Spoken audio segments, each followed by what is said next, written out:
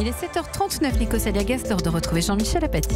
Cher Jean-Michel Apathy, le grand débat national s'ouvre cet après-midi, mais vous considérez qu'il manque quand même quelques questions essentielles? Ah oui, je considère, parce que j'ai bien regardé les questions et celle-là, elle manque. Vous savez, il y a une trentaine de questions formulées par Emmanuel Macron sur des grands sujets, l'organisation de l'État, la fiscalité, l'écologie, et il n'y a aucune question sur le pouvoir d'achat. Et quand même, si on réfléchit un petit peu, le pouvoir d'achat, c'est ce qui a créé les Gilets jaunes. Les Gilets jaunes ont créé le grand débat. Sans les Gilets jaunes, il n'y aurait pas de grand débat. Et il n'y a pas de question sur le pouvoir d'achat. C'est quand même un truc un peu lunaire, non? Alors, vous auriez aimé quelle question? Ah, mais je vais vous dire.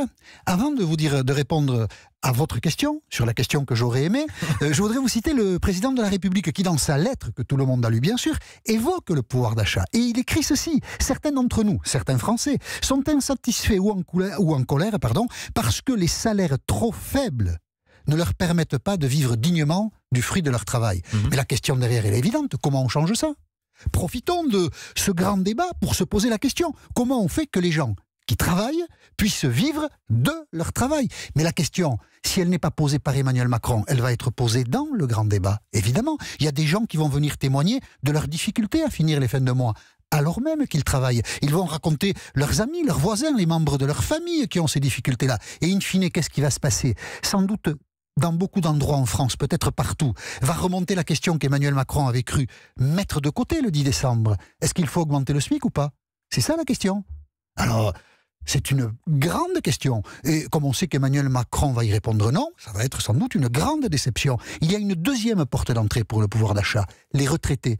Les retraités sont très nombreux sur les ronds-points. Pourquoi? Alors, il y a beaucoup de raisons, mais pourquoi? En 2019, on a désindexé les retraites, les pensions de retraite. Alors, ça veut dire que l'inflation prévue est de 1,7% et les retraites, les pensions n'augmenteront que de 0,3%.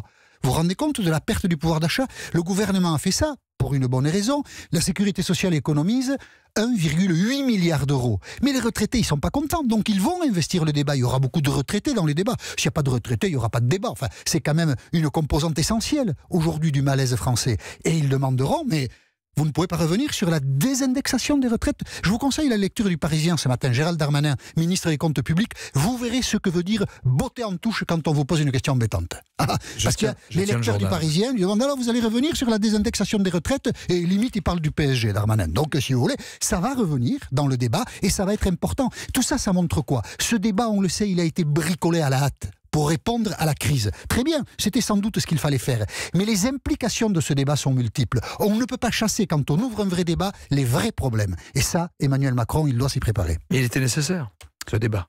Vu le bazar dans lequel on est, il était sans doute nécessaire.